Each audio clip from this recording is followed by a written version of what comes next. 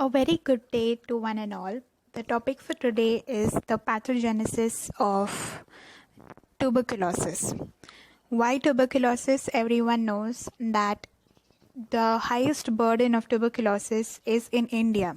So it is very, very important to learn about it so that we can get it under control. And the pathogenesis or the pathology helps us to know various things like the differential diagnosis, the drugs which can be contraindicated because we know where exactly the bacteria attacks, we know exactly what all changes occur in the body, and it also helps us with research. It helps us to build more drugs to fight against the highly resistant nature of the bacteria. Now, as we know, TB mostly affects the lungs, so it enters through the respiratory tract, that is the trachea. But we can wonder that in spite of having the mucus and the cilia which are present in the trachea, why the bacteria is not eliminated. It does eliminate to some extent, but when the load is so high, the bacteria does reach and pass through those barriers and reaches the alveoli. If we take the lung, we know that the bronchial tree is more vertical in the right side, and the tree opens up in the lower part of the upper lobe and the upper part of the lower lobe. Therefore, that is where the bacteria are found mostly. As we can see in the diagram, the bacteria are mostly lodged in the right lung, in the lower part of the upper lobe and upper part of the lower lobe, and subpleurally. They are near the pleura. Now, if we zoom in towards where the bacteria actually reach and what do they do, we can see that they enter the alveoli, and the alveoli do have the type 1 pneumocytes which are shown in the purple color, and the type 2 pneumocytes. Everyone must be having a knowledge of the type 1 and the type 2 pneumocytes. The type 1, as we can see, they are more in number, so they form the major structure of the alveoli, and the type 2 are used for the repair and the formation of surfactant, which is extremely important. Now, as we can see that the bacteria have entered the alveoli, there are the very famous pulleys over there, the alveolar macrophages. They do engulf the bacteria. I have shown the bacteria here in as purple rods to signify that they are gram positive, they are violet or purple, and they are bacilli. Now, once the bacteria enters the macrophages, the normal thing that was supposed to happen was the fusion of the vesicle, that is the phagosome, and the lysosome. But MTB or Mycobacterium tuberculosis is very tricky. What it does, it blocks the calcium channels and the proteins, and it inhibits the fusion of the phagosome and the lysosome, and it does not allow the formation of the phagolysosome. So the lysosomal enzymes cannot kill the bacteria, and the bacteria keep increasing in the entire cell to such an extent that they can even burst. So as we can see, the lysosomes are unable to do anything since there is no fusion. The enzymes are not coming out, and the bacteria are growing in the cells, and they're increasing in number. Since I had mentioned that the cells can break, the cells can burst, they also do enter the bloodstream, as we can see, and they cause bacteremia. However, even if there is bacteremia, no major damage is done. Some alveolar macrophages are of course killed and the bacteria is present in the blood, but major damage is not done. Therefore, the patient is asymptomatic up to this stage. But as the bacterial load increases, we can see that in the epithelium and the interstitium of the lung. Interstitium is the space in between the alveoli, and epithelium is alveoli of the lung.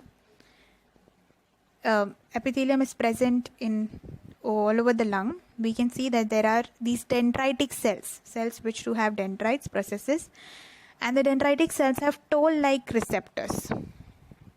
So the Mycobacterium tuberculosis MTB binds to these toll-like receptors, and the dendritic cells get activated, and they in turn become the APCs. APCs are antigen presenting cells, and they release interleukins, the number 12. Interleukin 12. Now this interleukin 12 attracts the lymphocytes. Which type of lymphocytes? The helper T cells, the Th1. And the interleukin 12 binds to the receptors of the helper T cells, and the Th1 cells therefore undergo differentiation. And by differentiation we mean that they release other chemicals called as the interferons, which is the interferon gamma. Now this interferon is very important in the further healing and fighting against the bacteria, since they have 4 major functions. One is maturation, that is, they caused the maturation of the phagosome and the lysosome. They formed the phagolysosome. The lysosomal enzymes killed the bacteria. Second is defensins. Defensins are the antimicrobial proteins which fight against the bacteria. Third is they activate the nitric oxide synthase. Because of that, there is more of the reactive nitrogen species.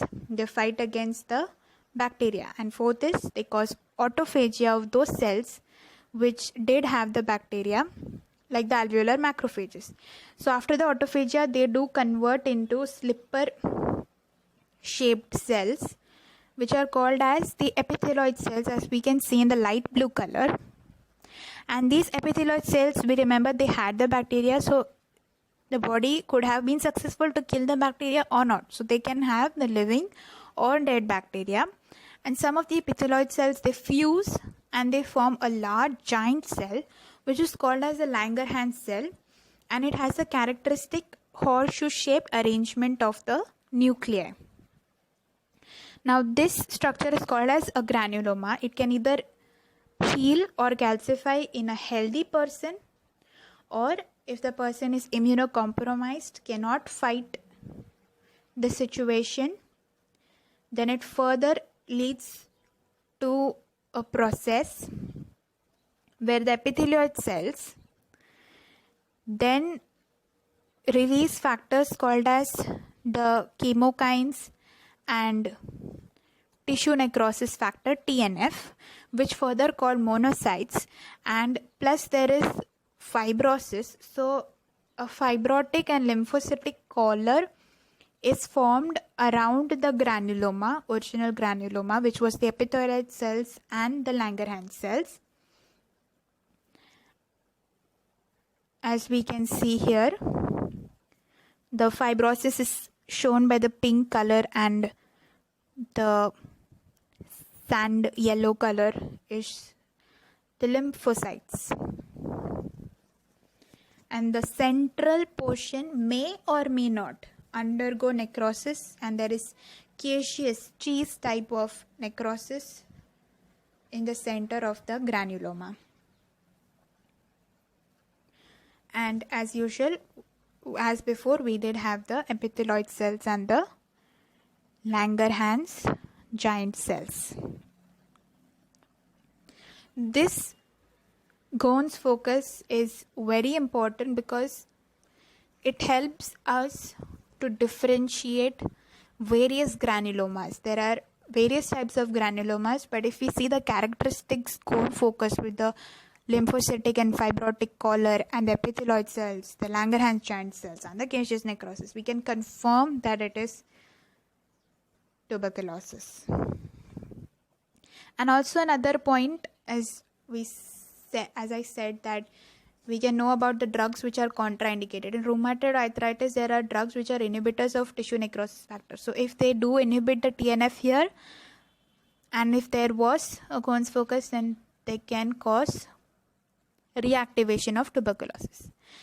Now, if the Ghon's focus is formed and plus there is more progression of the bacteria and the lymph nodes are involved, especially the hilar lymph nodes are involved, then the structures are called as Ghon's complex. Again, the Ghon's complex can further disseminate, go to other organs of the body, but it is very rare with primary infection, only occurs in severe immunodeficiency. Otherwise, it does calcify. The entire Ghon's complex calcifies, and this calcified lesion is called as Ranke's complex. Now, this Ranke's complex, it's important to note that it does have the epithelioid cells, it does have the giant cells, it can have the bacilli, living bacilli, so there's a risk of it to undergo reactivation. Now, other important point is the secondary infection or the reactivation. Secondary infection after primary infection, after healing and calcification, another load of bacteria comes in, and reactivation, the existing lesions reactivate. So there is a way to differentiate between primary and secondary lesions. Now, since already primary lesions were formed in the lower part of the upper lobes and upper part of the lower lobes, the bacteria then further go to regions where there is more oxygen. So they go to the apical lobes. Now, in the apical lobes also, there is a point of differentiation, that is, the clavicle does divide the apical lobe into two parts. So the lesions which are formed above the clavicle, supraclavicular, are called as pulse focus. We can remember there's a pulse, so upward pulse focus, and below the clavicle, infraclavicular, are called as Assmann's focus. We can remember that easily. Then an important point to notice, when does a patient become infective? So we know that there was necrosis forming and there is this kind of a lesion focus, granuloma forming. If that involves a bronchiole, then the entire lesion can drain into the bronchiole, into the lumen, and a cavity can be formed. And the exudates do contain the MTB, Mycobacterium tuberculosis. So they are then cleared off, taken up and expectorated, and through coughing and sneezing